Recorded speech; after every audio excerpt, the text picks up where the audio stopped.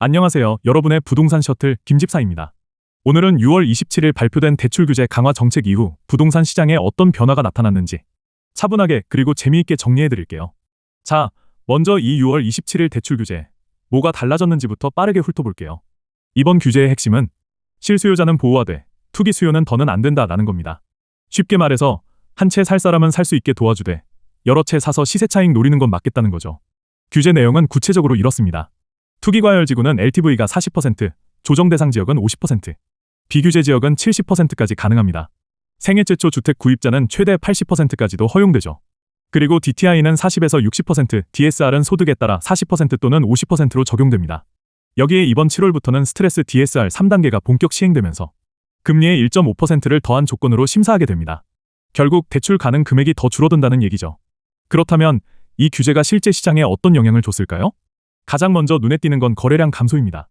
국토교통부 통계에 따르면 서울과 수도권의 아파트 월별 매매 거래량은 2025년 상반기 기준 전년 동기 대비 20에서 30% 감소한 것으로 나타났습니다.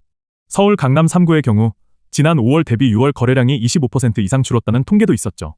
대출이 어려워지니까 사려는 사람들도 주춤한 거예요. 대출 승인율도 확연히 달라졌습니다. 규제 전에는 승인율이 70% 이상이던 은행도 있었지만 규제 이후엔 평균 50% 초반까지 떨어졌다는 보도도 나왔습니다. 특히 스트레스 DSR이 적용되면서 같은 연봉이어도 이전보다 10에서 15% 적은 금액만 대출이 나오는 상황입니다. 전세 시장도 잠깐 살펴볼게요. 한국부동산원의 자료에 따르면 서울 전세 가격은 2025년 2분기에 들어서면서 상승률이 둔화됐습니다. 1분기 대비 0.5%포인트 낮아졌고 수도권 전체적으로도 비슷한 흐름을 보였죠. 예전처럼 전세가가 들썩이던 분위기는 잠잠해졌고요. 거래도 비교적 한산해진 상태입니다.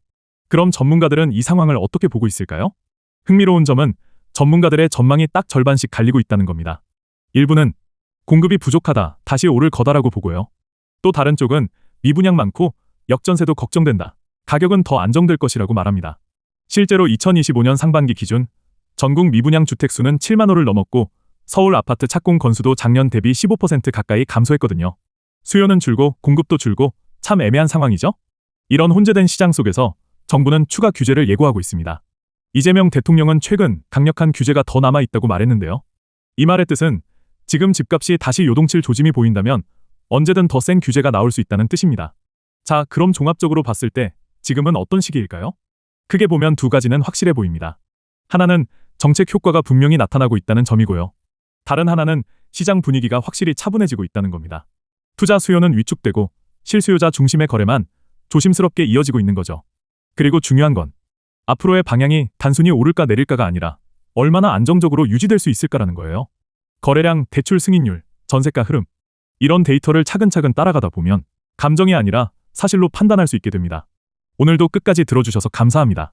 이런 시기일수록 시장의 신호를 잘 읽는 게 중요한데요.